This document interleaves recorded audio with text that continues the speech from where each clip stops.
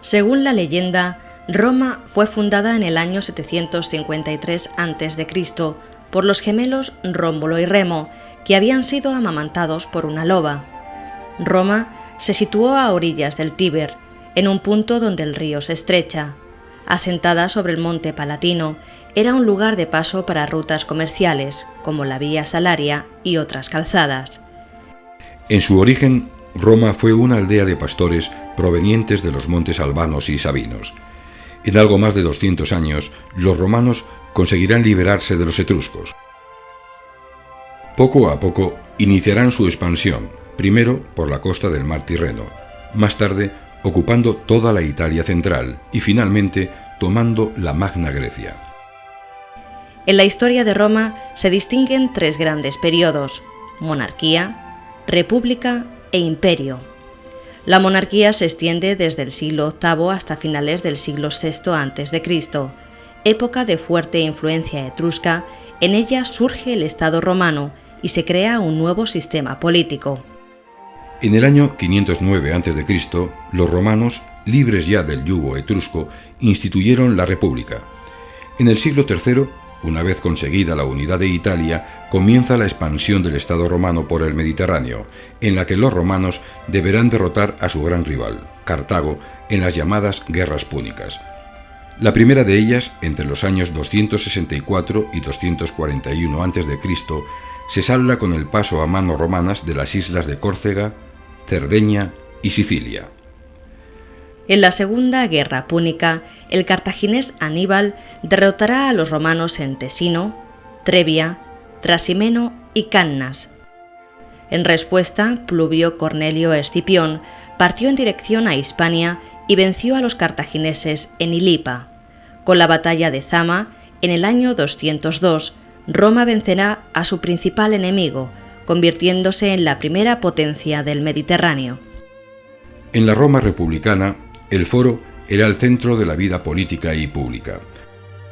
Atravesado por la Cloaca Máxima, que vertía sus aguas en el Tíber, cerca se encontraba el templo de Vesta, en el que las sacerdotisas debían mantener el fuego sagrado. En el período republicano, además, se construyeron otros importantes templos. La gran figura de la Roma republicana será Cayo Julio César. En el año 59 a.C., César conquista las Galias, iniciando un periodo de expansión que hará que Roma, a su muerte en el año 44 a.C., controle prácticamente todo el Mediterráneo, desde Hispania hasta Siria. La armada romana, la más poderosa del momento, hace llegar a sus temibles legiones a los puntos más alejados del Mediterráneo. Sus campamentos se establecen en las provincias bajo control y consiguen imponer el poder de Roma por todo el territorio. Aclamado por el ejército, César tiene sin embargo muchos enemigos, siendo asesinado en el año 44 a.C. Acto seguido, se inició un periodo de lucha por el poder que solo terminó cuando Octavio derrotó a Marco Antonio y Cleopatra en el año 31 a.C. 4 años más tarde, el Senado le otorgó el título de Augusto, aceptando también el de Imperator. De esta forma se produjo la transición de la República al Imperio, una institución que iba a cambiar la faz de Roma. Con Octavio Augusto, el Imperio romano comienza una etapa de esplendor. Octavio y sus sucesores, como Trajano, llevarán las fronteras del imperio mucho más allá de lo legado por César, añadiendo nuevos territorios en África, Hispania, Britania, Europa Oriental, Dacia, Anatolia y Egipto. El Imperio romano floreció durante 4 siglos. Roma se convirtió en el centro del mundo conocido, una metrópolis rica, poderosa y refinada, con más de 1 millón de habitantes. En su centro, desde la columna triunfal de Trajano hasta la inmensa arena del Coliseo, se erguían magníficos templos y edificios públicos. El Coliseo, uno de los más importantes edificios de Roma, fue comenzado a construir por orden de Vespasiano hacia el año 71. Con forma elíptica, podía acoger hasta 50.000 espectadores que disfrutaban viendo las evoluciones de los gladiadores sobre la arena. Los foros siguieron siendo el centro de la vida de Roma como durante el periodo republicano. Grandiosos, salpicados de majestuosas construcciones, estatuas de dioses y héroes embellecían el magnífico espacio urbano. Junto al Coliseo o anfiteatro, otra de las diversiones favoritas de los romanos es el circo, el lugar donde se desarrollaban algunos espectáculos, como las carreras de cuadrigas. El Circo Máximo, el más importante de Roma, sirvió de modelo para otros levantados en las ciudades de provincias, como el de Tarraco, en Hispania. Junto a Roma, a lo largo del imperio, surgieron importantes urbes como Emérita Augusta, Cartago, Alejandría, Antioquía o Éfeso. Una amplia red de calzadas unía el tejido urbano, facilitando el contacto entre Roma y el resto de las poblaciones. El modo de vida urbano se basaba en el modelo que la propia Roma ofrecía. Los romanos vivían, trabajaban y comían en las calles con un ruido ensordecedor. Los enormes edificios de 4 y 5 plantas tenían en su parte baja comercios.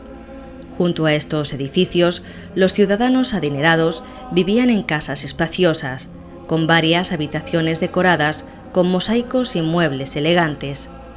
El atrio, el lugar más importante de la casa, solía tener un estanque en su centro.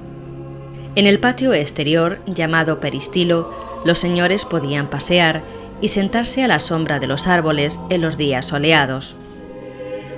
Las ciudades romanas se dotaron de grandes obras públicas para hacerse más habitables. Los espacios ciudadanos fueron embellecidos con arcos monumentales como los de Tito o Septimio Severo, ambos en Roma. Esta práctica se extendió a lo largo del imperio, erigiéndose majestuosos arcos como el de Bará en Hispania. Otras obras públicas al servicio de las ciudades fueron aún más impresionantes, como los teatros, anfiteatros o circos construidos para el ocio.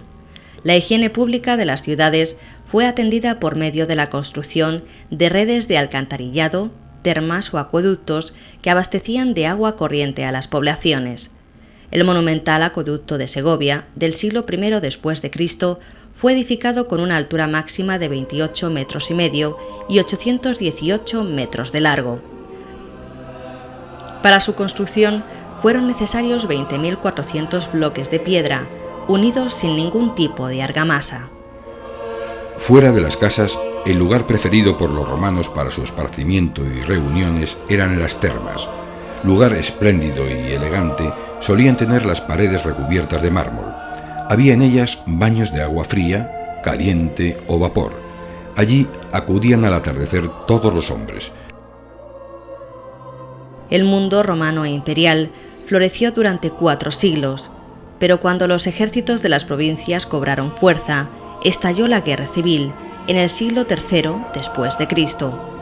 Para mejorar la administración del imperio, en el año 293 Diocleciano establece la tetrarquía, repartiendo el territorio en 2 Augustos y 2 Césares.